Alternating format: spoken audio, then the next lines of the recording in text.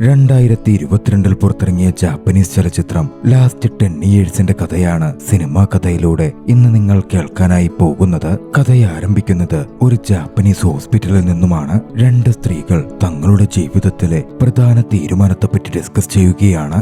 ജീവിതം അവർക്ക് മുമ്പിൽ പ്രതിസന്ധിയായി നിൽക്കുന്നു. ഒരാളുടെ പേര് നമിക്കാവ എന്നായിരുന്നു. വളരെ കെയറിംഗ് ആയിട്ടുള്ള ഒരു അമ്മയാണ് നമിക്കാവ. തന്റെ മകന്റെ എൻട്രൻസ് എക്സാമിനെ പറ്റിയൊക്കെ കൂടുതൽ വാചാലമാവുകയും പ്രതീക്ഷയോടെ നോക്കിക്കാണുകയും ചെയ്യുന്നവൾ. അടുത്തതൊരു പെൺകുട്ടിയാണ്, മാറ്റ്സൂരി ടക്കാബയാശി. 20 വയസ്സ് മാത്രം പ്രായമുള്ള പെൺകുട്ടി. പക്ഷേ ഈയടുത്ത് മാറ്റ്സൂരി ഒരു വിവരം അറിഞ്ഞു. തനിക്കൊരു ക്രിട്ടിക്കൽ ഇൽനെസ് ഉണ്ട്. അടുത്ത 10 കൊല്ലത്തേക്ക് മാത്രമേ പരമാവധി തനിക്ക് ജീവിക്കാൻ സാധിക്കുകയുള്ളൂ. വളരെ യാദൃച്ഛികമായിട്ടായിരുന്നു അവരിരുവരും ഹോസ്പിറ്റലിൽ വെച്ച് കണ്ടുമുട്ടുന്നതും. നമിക്കാവക്കും ഏറെ സീരിയസ് ആയ രോഗമാണുള്ളത്.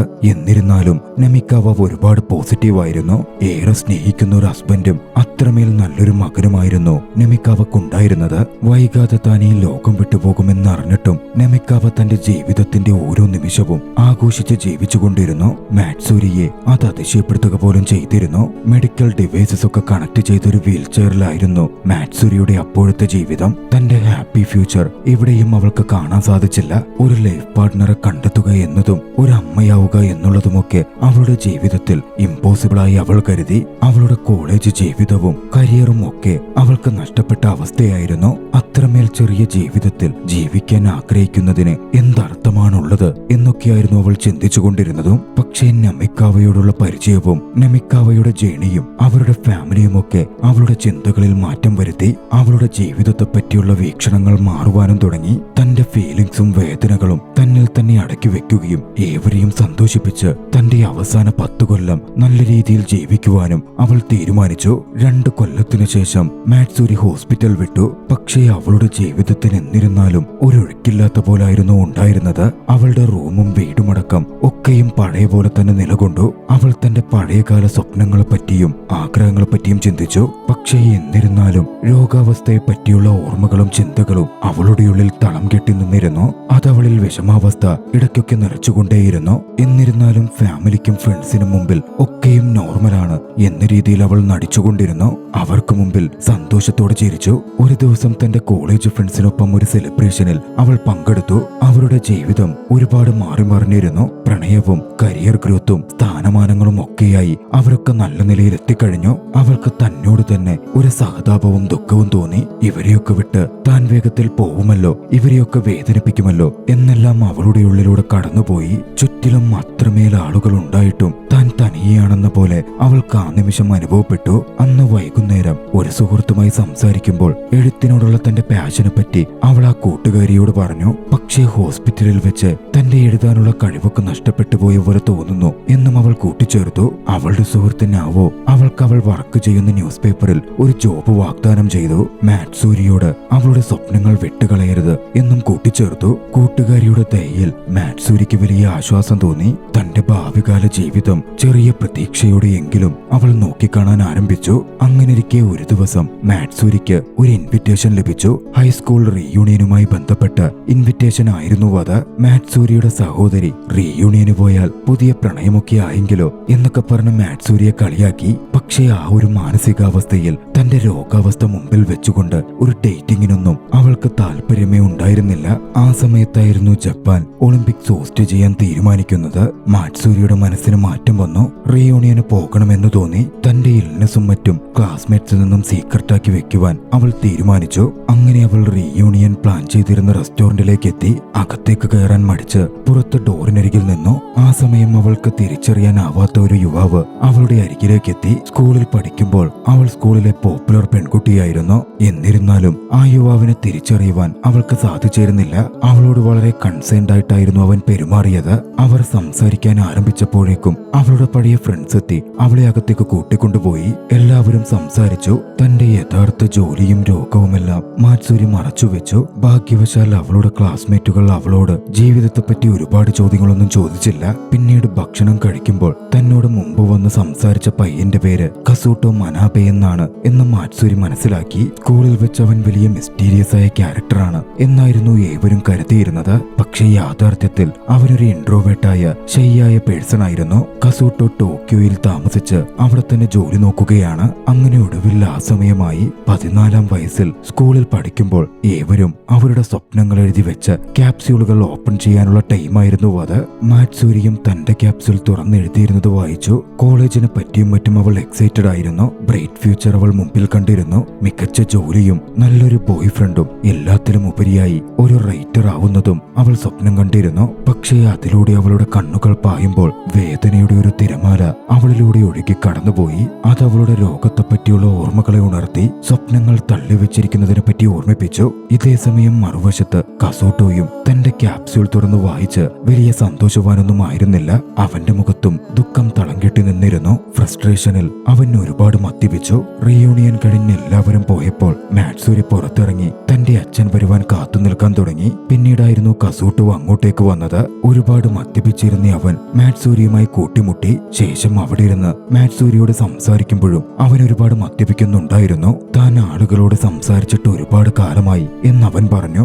മാറ്റ്സൂരി ഒരുപക്ഷെ തന്നെ ഓർക്കുന്നുണ്ടാവില്ലെന്നും പക്ഷേ തന്നോട് ദയോടെ പെരുമാറിയിട്ടുള്ള ഒരേ ഒരു വ്യക്തി ഹൈസ്കൂളിൽ വെച്ച് മാറ്റ്സൂരിയാണെന്നും അതുകൊണ്ട് താൻ മാറ്റ്സൂരിയെ എന്നും ഓർമ്മിക്കാറുണ്ട് എന്നും കസൂട്ടോ പറഞ്ഞു. മാറ്റ്സൂരി പോപ്പുലർ സ്റ്റുഡന്റ് ആയിരുന്നപ്പോൾ ആരും മറന്നുപോകുന്ന തരത്തിൽ ക്ലാസ്സിലുണ്ടെന്ന് തോന്നിപ്പിക്കാത്ത തരത്തിലുള്ള ഒരു കുട്ടിയായിരുന്നു കസൂട്ടോ. കുറച്ചുനേരം അവൻ സംസാരിച്ചുകൊണ്ടേയിരുന്നു. ശേഷം മാറ്റ്സൂരിയോട് യാത്ര പറഞ്ഞ് അവിടെ നിന്ന് പോയി. ടോക്കിയോയിലെ ഒരു ചെറിയ മെസ്സി അപ്പാർട്ട്മെന്റിലായിരുന്നു അവൻ താമസിച്ചിരുന്നത്. അടുത്ത സുഹൃത്തുക്കളോ ഫാമിലി ബോൺസോ ഒന്നും അവനുണ്ടായിരുന്നില്ല. ലൈഫിന്റെ ചലഞ്ചുകളിലേക്ക് വരുമ്പോൾ കസൂട്ടോയും മാറ്റ്സൂരിയും ഒരുപോലെയുള്ള ഭയമായിരുന്നു അനുഭവിച്ചുകൊണ്ടിരുന്നത്. റീയൂണിയന് ശേഷം മാറ്റ്സൂരി ജോലിക്ക് പോകണം എന്ന കാര്യം തീരുമാനിച്ചു. തന്റെ കൂട്ടുകാരോട് ജോലിയെപ്പറ്റി കള്ളം പറഞ്ഞതുകൊണ്ട് അങ്ങനൊരു ജോലി നേടിയെടുക്കുവാൻ അവൾ ശ്രമിക്കാൻ തുടങ്ങി. പക്ഷെ അതത്ര എളുപ്പമായിരുന്നില്ല. എക്സ്പീരിയൻസിന്റെ കുറവും കോളേജ് ടൈമിലെ ആശുപത്രി വാസവുമൊക്കെ അവളെ നെഗറ്റീവായ രീതിയിൽ ബാധിച്ചു.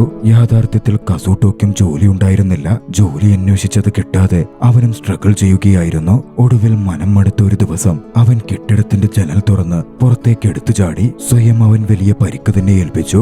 മറ്റൊരു സുഹൃത്തിൽ നിന്നും വിവരമറിഞ്ഞ മാറ്റ്സൂരി കസൂട്ടോയെ കാണുവാൻ ആശുപത്രിയിലെത്തി. വിചിത്രമായ രീതിയിൽ കസൂട്ടോയുടെ പാരന്റ്സ് പോലും അവിടെ ഉണ്ടായിരുന്നില്ല. ടക്കേരു എന്ന അവന്റെ സുഹൃത്തിനെയായിരുന്നു പാരന്റ്സ് ആ ചുമതല ഏൽപ്പിച്ചത്. മാറ്റ്സൂരി എത്തുമ്പോൾ ടക്കേരു അവിടെ ഉണ്ടായിരുന്നു. ടക്കേരു കസൂട്ടോയുടെ അടുത്ത് എന്തിനാ നീ ഇത് ചെയ്തത്, അത്രമേൽ എന്തു ദുഃഖമാണ് നീ അനുഭവിക്കുന്നത് എന്നൊക്കെ അവനോട് ചോദിച്ചു. പക്ഷേ താൻ കടന്നു പോകുന്ന അവസ്ഥയെപ്പറ്റി തന്റെ വേദനയെപ്പറ്റി വിശദീകരിക്കാൻ കസൂട്ടോക്ക് വാക്കുകൾ കിട്ടുന്നുണ്ടായിരുന്നില്ല. ദുഃഖഭാരം പൂർണ്ണമായും അവന് വിഴുങ്ങിയിരുന്നു. അത് വിശദീകരിക്കാൻ കഴിയാതെ അവൻ കഷ്ടപ്പെട്ടു. അച്ഛനും അമ്മയും വീട്ടിൽ നിന്ന് ചവിട്ടി പുറത്താക്കിയതിനെ പറ്റിയും ജോലി നഷ്ടപ്പെട്ടതിനെ പറ്റിയും അവൻ ദുഃഖത്തോടെ പറഞ്ഞു. കസൂട്ടോ ഹൈസ്കൂൾ റീയൂണിയനെ പറ്റി സംസാരിച്ചു കൊണ്ടിരുന്നപ്പോൾ മാറ്റ്സൂരി നിശബ്ദമായി അത് കേട്ടുകൊണ്ടിരുന്നു. താൻ ഒഴുകിയ ജീവിതത്തിൽ തന്റെ കൂട്ടുകാരൊക്കെയും നല്ല രീതിയിൽ നല്ല നിലയിലെത്തിയെന്നും താൻ ഒന്നുമല്ലാതായി പോയി എന്നും അവൻ സ്വയം കുറ്റപ്പെടുത്തി. മാറ്റ്സൂരിയും അന്ന് റീയൂണിയൻ കഴിഞ്ഞ് പോയപ്പോൾ അവൾക്കും അതുപോലായിരുന്നു അനുഭവപ്പെട്ടത്.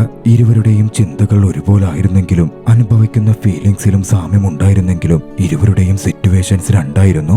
മരണം ആസന്നമായി നിൽക്കെ അതിനെപ്പറ്റി ചിന്തിക്കാതെ 14 വയസ്സുള്ളപ്പോൾ കണ്ട സ്വപ്നങ്ങൾ നേടിയെടുക്കുവാൻ മാറ്റ്സൂരി ശ്രമിച്ചുകൊണ്ടിരിക്കുന്നു. ഇതൊന്നുമല്ലാതിരുന്ന കസൂട്ടോ ആകട്ടെ മുമ്പിലൊക്കെയും മാറ്റിമറിക്കാൻ അവസരമുണ്ടായിട്ടും ഭീരുവായി തോറ്റുകൊടുക്കാൻ നിൽക്കുന്നു. അത് ചിന്തിച്ചപ്പോൾ മാറ്റ്സൂരിക്ക് അവനോട് ദേഷ്യം തോന്നി. നിന്റെ ഈ പ്രവൃത്തി ഒട്ടും നീതികരമല്ല, ശരിയല്ല എന്ന് പറഞ്ഞ് മാറ്റ്സൂരി അവിടെ നിന്ന് ഇറങ്ങിപ്പോന്നു. പോരുമ്പോൾ അവളുടെ കണ്ണുകൾ നിറഞ്ഞിരുന്നു. കുറച്ച് ദിവസങ്ങൾക്ക് ശേഷം മാറ്റ്സൂരി ആശുപത്രിയിൽ ചെക്കപ്പിനെത്തി. അവിടെ വെച്ച് കസൂട്ടോയെ വീണ്ടും അവൾ കണ്ടുമുട്ടി. ലാസ്റ്റ് കണ്ടപ്പോൾ മാറ്റ്സൂരി പിണങ്ങിപ്പോയിരുന്നതിനാൽ അതൊരു സർപ്രൈസിംഗ് മീറ്റിംഗ് ആയിരുന്നു. കസൂട്ടോ അന്നവളെ ഒരു ഡ്രിങ്കിനായി ക്ഷണിച്ചു. ഒപ്പം ടക്കേരുവും ഉണ്ടാകും എന്ന് അവളോട് പറഞ്ഞു. അവളിപ്പോൾ ഓക്കെ ആയിട്ടുണ്ടാകും എന്നവൻ പ്രതീക്ഷിച്ചിരുന്നു. മാറ്റ്സൂരിയും ആ ഇൻവിറ്റേഷൻ സ്വീകരിച്ചു. അവരൊന്നിച്ച് ചെറിയൊരു ബാറിൽ പോയി മദ്യപിച്ച് സംസാരിക്കാൻ ആരംഭിച്ചു. ടോക്കറ്റീവായ ടക്കേരുവായിരുന്നു അവിടുത്തെ നിശബ്ദത ഇല്ലാതാക്കിയത്. എപ്പോഴും സാഡായിരിക്കുന്ന കസൂട്ടോയും മാറ്റ്സൂരിയും ഉള്ള ആ ഇടം ഒരു കംഫോർട്ടബിൾ സ്പേസ് ആക്കി മാറ്റുവാൻ ടക്കേരുവിന്റെ സാന്നിധ്യം കൊണ്ട് സാധിച്ചു. മാറ്റ്സൂരിക്കും കസൂട്ടോക്കും ഇടയിൽ എന്തെങ്കിലും പ്രശ്നമുണ്ടെങ്കിൽ അതൊക്കെ ഇല്ലാതാക്കുക എന്നതായിരുന്നു ടക്കേരുവിന്റെ ലക്ഷ്യം. മാറ്റ്സൂരി മുമ്പ് അത്രമേൽ അപ്സെറ്റ് ആയത് എന്തുകൊണ്ടാണ് എന്നറിയില്ലെങ്കിലും കസൂട്ടോയോട് അവളോട് ക്ഷമ ചോദിക്കുവാൻ ടക്കാരോ പറഞ്ഞു. കസൂട്ടോയും അത് പ്രവർത്തിച്ചു. ശേഷം അവരെ തനിച്ച് സംസാരിക്കാൻ വിട്ട് ടക്കേരു അവിടെ നിന്ന് പോയി. പിന്നാലെ കസൂട്ടോ മനസ്സ് തുറന്ന് മാറ്റ്സൂരിയോട് സംസാരിച്ചു. തന്റെ പ്രവൃത്തികളും സംസാരവും ഒക്കെ അവളെ വേദനിപ്പിച്ചെങ്കിൽ തന്നോട് ക്ഷമിക്കണമെന്ന് ആവശ്യപ്പെട്ടു. ഒരുപക്ഷെ അവളുടെ അമ്മ രോഗബാധിതയായതുകൊണ്ടും മറ്റുമായിരിക്കും തന്നോട് അവൾക്കപ്പോൾ അത്രമേൽ ദേഷ്യം തോന്നിയത് എന്നും അവൻ കൂട്ടിച്ചേർത്തു. തന്റെ അമ്മയ്ക്കാണ് രോഗമെന്നാണ് കസൂട്ടോ ചിന്തിച്ചിരിക്കുന്നത് എന്ന് മാറ്റ്സുരി മനസ്സിലാക്കി. കസൂട്ടോയെ തിരുത്തണ്ട എന്ന് ആ നിമിഷം അവൾക്ക് തോന്നി. തന്റെ രോഗാവസ്ഥ അവൾ മറച്ചുവെച്ചു. തുടക്കം അല്പം പതിയെ ആയിരുന്നെങ്കിലും വൈകാതെ അവർ തമ്മിൽ ഒരു ബോണ്ടിംഗ് വന്നു. അവർ സന്തോഷത്തോടെ സംസാരിക്കാനും മറ്റും ആരംഭിച്ചു. കുറച്ചു കഴിഞ്ഞവർ സ്റ്റേഷനിലേക്ക് ഒന്നിച്ചായിരുന്നു പോയത്. മനോഹരമായ ചെറി ബ്ലോസം നിറഞ്ഞ പാർക്കിലൂടെ അവർ നടന്നു നീങ്ങിക്കൊണ്ടിരുന്നു. കുറച്ച് സംസാരിച്ച് മുമ്പോട്ട് നീങ്ങിയ ശേഷം മാറ്റ്സൂരി തന്റെ ക്യാമറ പുറത്തെടുത്തു. ജീവിതത്തിലെ സന്തോഷകരമായ നിമിഷങ്ങൾ താൻ മെമ്മറീസായി ക്യാപ്ചർ ചെയ്തെടുക്കാറുണ്ടെന്നും ഇത് അതുപോലൊന്നാണ് എന്നും അവൾ പറഞ്ഞു. അപ്പോഴായിരുന്നു കസൂട്ടോ തന്റെ ജീവിതത്തിലെ സ്വപ്നങ്ങളെ പറ്റി ചിന്തിക്കാൻ തുടങ്ങിയത്. ആ നിമിഷം മുതൽ ഒരു സെൽഫ് ഡിസ്കവറിംഗ് ജേണി കസൂട്ടോ ആരംഭിച്ചു. മാറ്റ്സൂരിയുമായി വല്ലാത്തൊരു കണക്ഷനും അവന് ഫീൽ ചെയ്തു. അവന്റെ സ്വപ്നങ്ങളെ തേടി പോകുവാനും അവൻ ഇഷ്ടമുള്ളത് ചെയ്യുവാനും മാറ്റ്സൂരി അവന് ധൈര്യം പകർന്നു. കസൂട്ടോയും മാറ്റ്സൂരിയുടെ ജീവിതത്തിൽ സ്വാധീനം ചെലുത്തുന്നുണ്ടായിരുന്നു. കസൂട്ടോ അത് തിരിച്ചറിഞ്ഞില്ലെങ്കിൽ പോലും മാറ്റ്സൂരി ആഗ്രഹിച്ച പോലെ കസൂട്ടോ അവളുടെ അടുത്ത സുഹൃത്തായി മാറി. അവളുടെ ജീവിതത്തിലെ പ്രധാനപ്പെട്ട ഒരു ലക്ഷ്യം, അതുകൊണ്ട് തന്നെ എഴുതുവാനുള്ള പ്രചോദനവും മാറ്റ്സൂരിക്ക് കൈവന്നു. അവൾ അവളുടെ റൈറ്റിംഗ് കരിയറും ആരംഭിച്ചു. കസൂട്ടോയും മാറ്റ്സൂരിയുടെ വാക്കുകൾ ഫോളോ ചെയ്തു. ജീവിതത്തെ പ്രതീക്ഷയോടെ മുമ്പോട്ട് നോക്കിക്കണ്ട് അവൻ ജോലി അന്വേഷിച്ചു. ഒരു ബാറിൽ ജോലി അവന് ലഭിച്ചു. സന്തോഷത്തോടെ ആ ജോലി ഏറ്റുവാങ്ങി അവനത് ചെയ്യാൻ തുടങ്ങി. അലങ്കോലമായി കിടന്ന തന്റെ അപ്പാർട്ട്മെന്റ് അവൻ വൃത്തിയാക്കി. ഇരുവരുടെയും ജീവിതം ഇംപ്രൂവായി വന്നുകൊണ്ടിരുന്നു. അവരൊന്നിച്ച് ഒരുപാട് സമയവും ചിലവഴിച്ചു. ഒന്നിച്ച് ഭക്ഷണം കഴിക്കാൻ പോയി. ഫ്രണ്ട്സിനൊപ്പം ബീച്ച് ട്രിപ്പുകൾക്ക് പോയി. പിക്നിക്കുകളും ആ കൂട്ടത്തിലേക്ക് കടന്നു വന്നു. അങ്ങനെ മാറ്റ്സൂരി കസൂട്ടോയെ വ്യത്യസ്തമായി നോക്കിക്കാണാൻ ആരംഭിച്ചു. അവളുടെ ജീവിതം കൂടുതൽ എക്സൈറ്റിംഗ് ആയി അനുഭവപ്പെട്ടു. കഴിഞ്ഞ വർഷങ്ങളെക്കാൾ ഉപരിയായി താനിപ്പോൾ ജീവിക്കുന്നു എന്ന തോന്നൽ അവളിൽ നിറഞ്ഞു. അതെല്ലാം അവളുടെ ജീവിതത്തിൽ പോസിറ്റീവായി ഭവിച്ചുകൊണ്ടിരുന്നു. രോഗത്തെ പറ്റിയുള്ള ചിന്തകളിൽ നിന്നൊക്കെ ഒഴിഞ്ഞ് ആശങ്കകൾ വിട്ടകന്ന് ഫ്യൂച്ചർ ബ്രൈറ്റായി അവൾ നോക്കിക്കാണാൻ തുടങ്ങി. അതിനുവേണ്ടി വർക്ക് ചെയ്യാനും ആരംഭിച്ചു.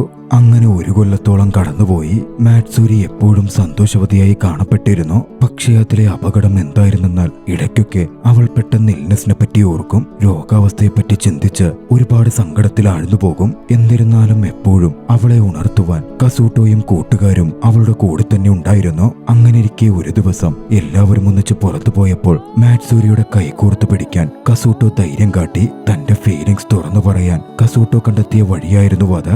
മാറ്റ്സൂരിക്ക് കസൂട്ടോയെ ഒരുപാട് ഇഷ്ടമാണ്. തന്റെ തനിമയെ ഇല്ലാതാക്കാൻ കസൂട്ടോ ഒരുപാട് അവളെ ഹെൽപ്പ് ചെയ്തിട്ടുമുണ്ട്. പക്ഷേ താൻ തനിക്ക് തന്നെ കൊടുത്ത വാക്കവൾ ഓർത്തു. ഒരിക്കലും പ്രണയത്തിൽ വീടില്ല എന്നതായിരുന്നു അത്. കസൂട്ടോയുമായി താൻ പ്രണയത്തിലായാൽ കസൂട്ടോ തന്നെ വേദനിക്കേണ്ടി വരും എന്ന് അവൾ ചിന്തിച്ചു. അതുകൊണ്ട് കസൂട്ടോയിൽ നിന്ന് അകന്നു നിൽക്കാൻ അവൾ തീരുമാനിച്ചു.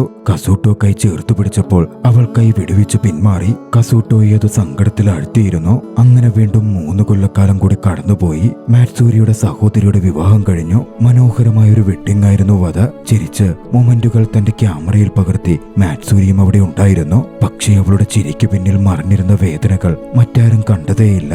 ആ നിമിഷം അതവളുടെ രോഗാവസ്ഥയെപ്പറ്റിയും അവളെ ഓർമ്മിപ്പിച്ചുകൊണ്ടേയിരുന്നു. കാര്യം മാറ്റ്സൂരിക്ക് കസൂട്ടോയോട് ഒരുപാട് ഇഷ്ടമാണ്. പക്ഷേ തന്റെ രോഗാവസ്ഥയെ പറ്റിയോ താൻ കടന്നു പോകുന്ന വേദനകളെ പറ്റിയോ അവൾ ഒരിക്കലും അവനോട് പറഞ്ഞിട്ടില്ല. മാറ്റ്സൂരിയുടെ ആരോഗ്യം ക്ഷയിക്കാൻ ആരംഭിച്ചു. അവളുടെ മരുന്നുകൾ കൂടുതൽ ഡോസുള്ളതായി തുടങ്ങി. അവൾ കൂടുതൽ തളർന്ന പോലെ അവൾക്ക് തന്നെ അനുഭവപ്പെടാൻ തുടങ്ങി. അവളുടെ ഉള്ളിൽ എന്താണ് ഫീൽ ചെയ്യുന്നത് എന്നറിയണമെന്ന് കസൂട്ടോക്ക് ഉണ്ടായിരുന്നു. വെറുതെ അങ്ങനെ മാറ്റ്സൂരിയെ വിട്ടുകളയുവാൻ കസൂട്ടോ ഒരുക്കമായിരുന്നില്ല. അങ്ങനെ ഒരു ദിവസം മാറ്റ്സൂരിയും ഒന്നിച്ചു നടക്കുമ്പോൾ കസൂട്ടോ തന്റെ പ്രണയം അവളോട് തുറന്നു പറഞ്ഞു. അവളെ പ്രപ്പോസ് ചെയ്തു. മാറ്റ്സൂരിക്ക് അത് സർപ്രൈസിങ്ങും അതേസമയം അവളെ അപ്സെറ്റ് ആക്കുന്നതുമായിരുന്നു. തന്റെ സിറ്റുവേഷൻ അവനെ വേദനിപ്പിച്ചാലോ അവന് മനസ്സിലായില്ലെങ്കിലോ എന്ന് ചിന്തിച്ച് സത്യം പറയുവാൻ അവൾ അപ്പോഴും ഒരുക്കമായില്ല. തന്നോട് അടുക്കുന്നത് പിന്നീട് അവന് കുറ്റബോധമുണ്ടാക്കും എന്ന് തന്നെ അവൾ ചിന്തിച്ചു. അവനെ വേദനിപ്പിക്കാൻ അവൾ ഇഷ്ടപ്പെട്ടില്ല. അവിടെ വെച്ചൊരു ഇമോഷണൽ കോൺവെർസേഷൻ തന്നെ ഉണ്ടായി. അതിൽ മാറ്റ്സൂരി പെട്ടെന്ന് വയ്യാതാവുകയും കുഴഞ്ഞു വീഴുകയും ചെയ്തു. തന്റെ കൺമുമ്പിൽ കസൂട്ടോ അത് നോക്കിക്കണ്ടു. എന്താവും സംഭവിക്കുക? മാറ്റ്സുരിയുടെ രോഗാവസ്ഥ കസൂട്ടോ അറിയുമോ? രോഗാവസ്ഥ അറിഞ്ഞാൽ കസൂട്ടോ പ്രണയത്തിൽ നിന്ന് പിന്മാറുമോ? ഇരുവരുടെയും ജീവിതത്തിൽ ഇനി എന്തായിരിക്കും നടക്കുക? കഥയുടെ ആദ്യ ഭാഗം ഇവിടെ അവസാനിക്കുന്നു. തുടർന്ന് കാണുവാൻ ഡിസ്ക്രിപ്ഷനിൽ കൊടുത്തിട്ടുള്ള ലിങ്കിൽ ക്ലിക്ക് ചെയ്യുക. കഥ നിങ്ങൾക്ക് ഇഷ്ടമായെങ്കിൽ വീഡിയോ ലൈക്ക് ചെയ്യുക. അഭിപ്രായങ്ങളും നിർദ്ദേശങ്ങളും കമന്റുകളിൽ രേഖപ്പെടുത്തുക. കഴിയുമെങ്കിൽ ചാനൽ സബ്സ്ക്രൈബ് ചെയ്തും കൂട്ടുകാർക്ക് ഷെയർ ചെയ്തു കൊടുത്തും ഞങ്ങളെ സപ്പോർട്ട് ചെയ്യുക. അടുത്ത എപ്പിസോഡുമായി ഉടൻ കണ്ടുമുട്ടാം. അതുവരെ ബൈ.